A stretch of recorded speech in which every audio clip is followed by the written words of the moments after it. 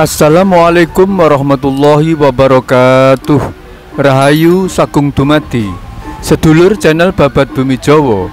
Wiwit jaman kuno makuno biyen, para leluhur kita wis nindakake laku tapa, yaiku tegese nglakoni mati raga sarta sumingkir saka ing alam rame, nenepi menyang ing panggonan sing sepi, yaiku ing guwa-guwa angker utawa ing wit-witan gedhe sing wingit.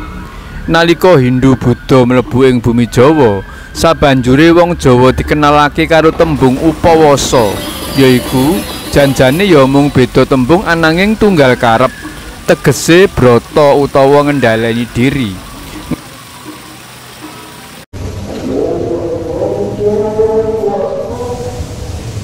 Nganti ing jaman Islam, tembung upawasa tetep digunakake nanging diprasajakake dadi poso, yaiku kanggo sesulihe tembung saum saka basa Arab.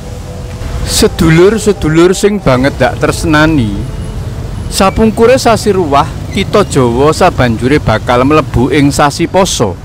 Iku tandane yen kita wong Jawa diwajibake nindakake poso suwene sewulan nganti tumekane Bakda utawa Aryaya, yaiku ing sasi Sawal.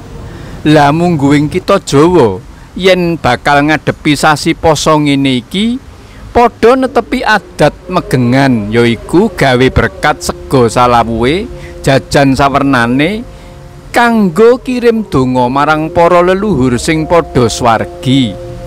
Nyekar tegese reresik lan nyekari utawa nyeleh kembang ing papan-papan pasaryane para leluhur mau. Olehku gawe sesirah yaiku pasane wong Jawa.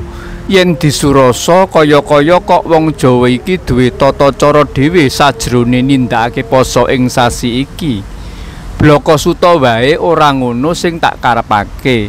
Senajan dikapak-kapakake, wong Jawa sing ngrasuk agama Islam iki tetep wae padha gondhelan kenceng marang akidah lan saringat sing wis ana.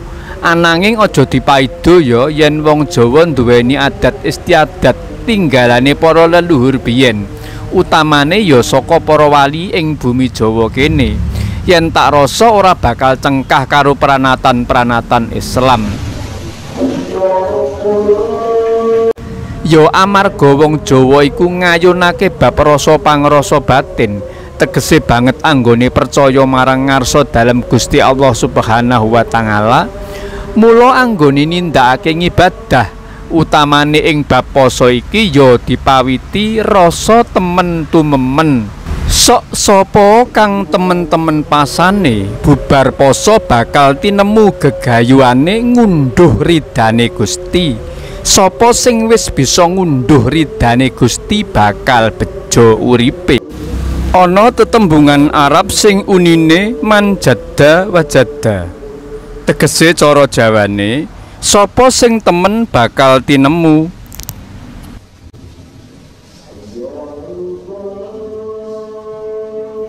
Dawuh dalem Gusti Allah Subhanahu wa taala ing dalem Al-Qur'anul Karim, he wong-wong kang padha iman, diwajibake mungguing sira kabeh poso kaya dene diwajibake mungguing wong-wong sadurungira, supaya sira padha takwa. Quran Surah Al-Baqarah ayat 183. Pasane wong Jawa pawitane ngelmu rasa, yaiku yakin lan tumemen. Yen ati wis yakin, mula bakal temen-temen anggayuh sediane. Sediane kang utama yaiku sapatemon karo Gusti.